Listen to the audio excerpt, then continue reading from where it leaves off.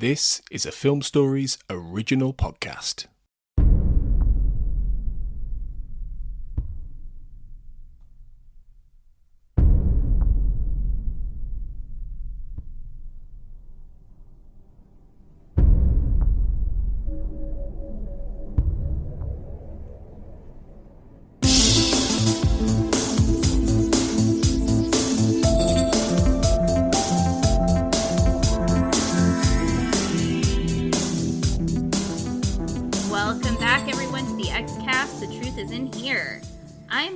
Sarah Blair, and you are listening to I Want to Believe Minute, where we examine the second X-Files movie 1 minute at a time.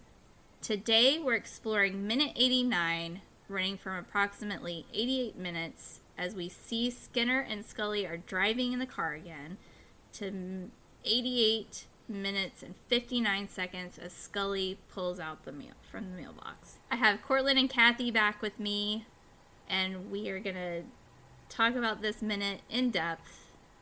Let's dig in, you guys. We're ready. Awesome. Just to refresh everybody, I watched the theatrical version.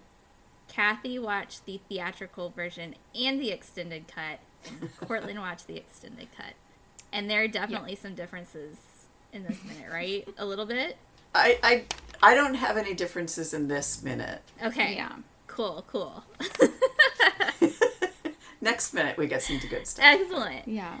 Scully and Skinner are still searching for Mulder, who was in the car wreck, and he got out of the car, and they're looking for him in the dark and the snow. Scully just magically sees 25-2 and tells... Well, she's been looking out the window. There's a purpose to that.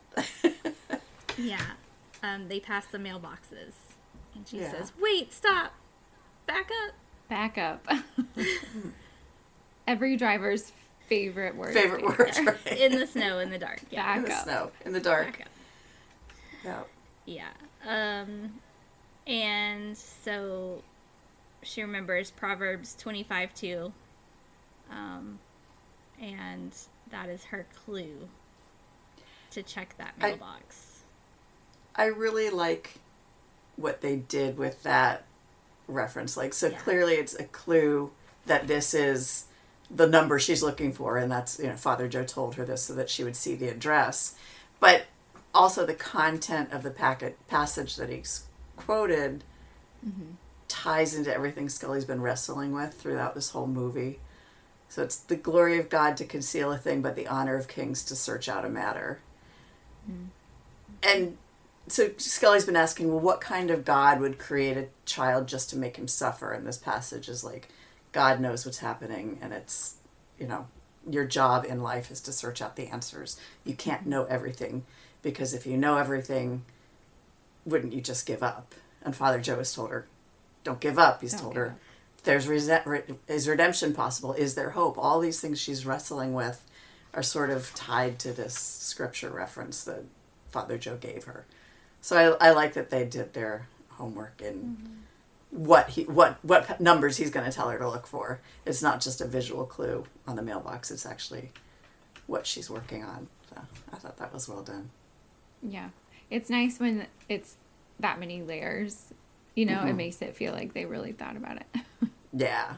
They weren't just like, ooh, look at that, a number on it. Yeah, there's some substance to it. And it lends some depth to Father Joe's character, I think. Yeah.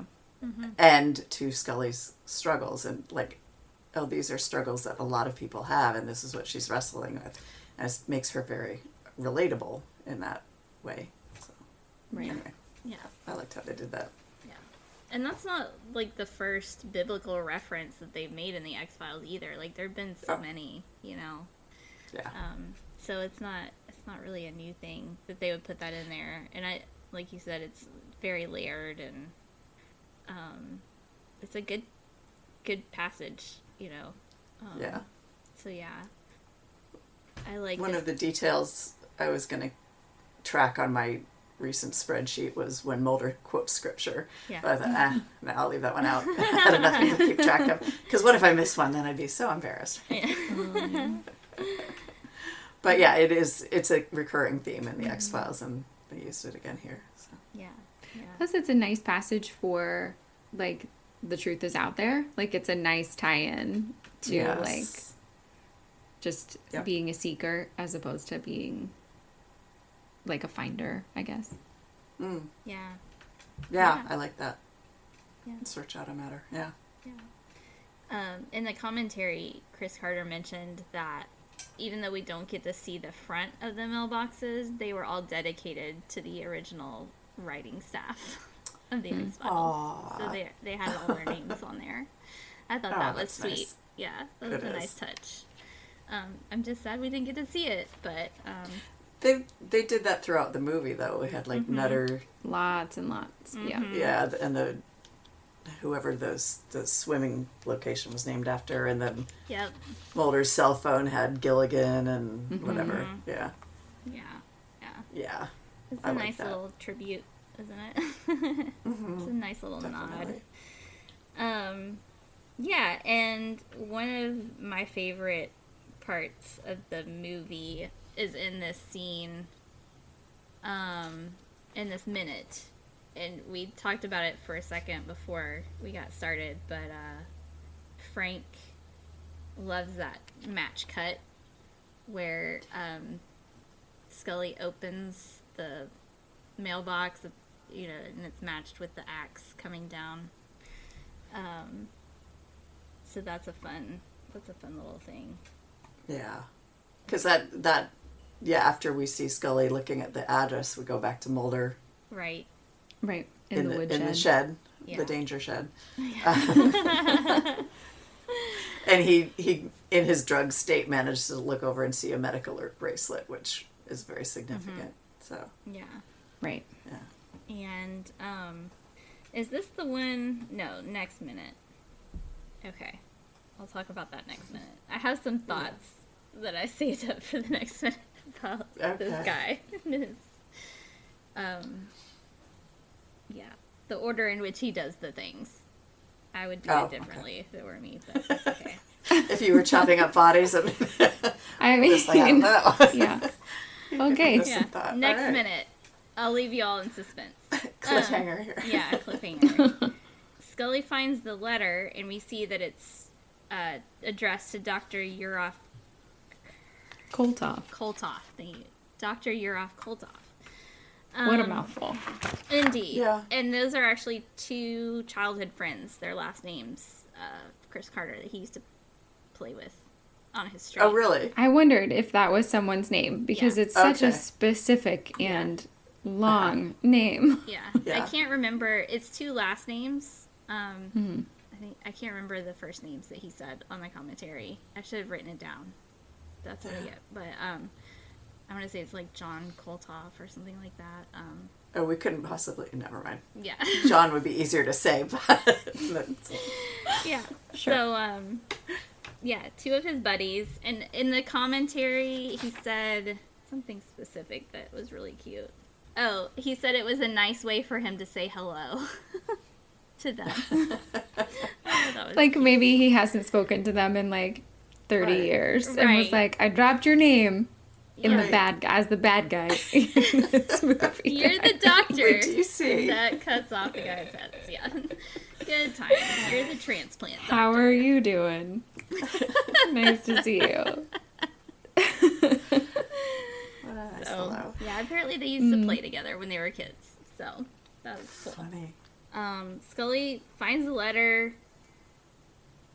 They figure out the clue from... and that's kind of all that happens in this minute, right? Yeah. It is. I think, though, it is such nice tension building. I mean, I know I watched the extended cut, so I think there's, like, just a few more seconds of, like, body dragging and woodshed in my version, but it is, like, it has strong horror vibes, and even though it's so slow moving, the tension definitely ratchets up as we were like watching that axe. Yeah, it's very effective. Knowing Scully's getting closer is another right. It's building there. Yeah. Now that they're not just driving. Yeah, exactly. There was a purpose Just for it. like driving around looking for something. She'll know it when she sees it, and she did. And she did. She did. Good for did. Scully. That's our Scully. Exactly. In light of the letter that she finds that leads her to Mulder, I have some facts about the United States Postal Service, if you're interested. Bring it on. Okay. The United States Postal Service was founded in 1775. Benjamin Franklin was the first Postmaster General. Do you think he was like that? They were just like, what can Ben do? Yeah. What job can we give him? He needs a job. Or was it like, no one else wants to do this? Let's get Right. Ben. Let's get Ben to do it. I wonder what that job entailed at the time, though. Yeah. Right? Just writing letters or I don't like know. to other postmasters? Like, what was he Approving doing? things, disapproving things. I don't know. Yeah. What does the Yeah. postmaster Budgeting, general maybe. do? Yeah. I don't Budget. know. How much to charge for a stamp? The first scheduled airmail service began in 1918, and in 1920, New York and San Francisco were connected by air. So mail that took 2 weeks to arrive, that time cut down to a day and a half. Wow, big jump. And now it takes 2 weeks again. Yeah. Longer than that here in Atlanta, actually. I think we waited on some stuff that was like 3 weeks, or at least. Apparently nothing can come to me from Ohio without first going through Hawaii. Yeah, so Who knows? who knows? Yeah. Well, I'm sorry about you all. We are a UPS hub in Louisville, so our Yeah. things come the next day. Yeah. Like everything comes the next day. I think most of what's delivered to me has been through Louisville. Yeah. Yeah, a lot of things come through Louisville. Yeah. Yeah, huge number. The first Forever stamp was sold in 2007. I feel Not like I long remember ago. that. Yeah, We decided to get the Forever introduction of the Forever stamp. stamp. This is a very interesting fact. 60 cats once worked in the in the New York City, the New York City post office. Cats. Yeah. C-A-T, Wait, they must have cats. had a real problem because Yes. 60 is a lot of cats. Is it just killing mice? Yes. Or I is it- would think, like just like knocking things off over? Is that- I know, right? Everything got lost immediately, but there were no mice. Yeah, exactly. The rodents like to eat the glue that was on the Oh, envelopes and gosh. stamps. No, yeah, So Yeah. they had cats prowling.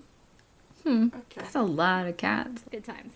Those are my fun facts about the United States Postal Service. Those were very fun facts. Thank you. I feel like by the time this episode airs, the postage will have gone up again. You know, it's going up again in July. So There you go. it's too. I'm sorry, it's too late to warn anyone listening to this, but Right. Sorry. Yeah. Hope you bought check your Forever stamp stamps prices, already. Right. yeah, because they Stock have gone on up those again. Forever stamps. That's all I've got. How about you all? I think that's yeah. Yeah. Other than I think it's important to note that as much like sleuthing as Mulder has done, Scully has done, I think, an equal amount of sleuthing here. So good Yeah. for Scully solving Yeah. the case again. Right. She's a great Although I guess investigator. Mulder, did also solve it this time. So Yeah. He did. He found the people with the wrench. he did. Got Mulder himself with the in wrench big trouble in, again. Right. in the operating Again. room. Right. We'll see you back minute 90 next time. Until then, always remember,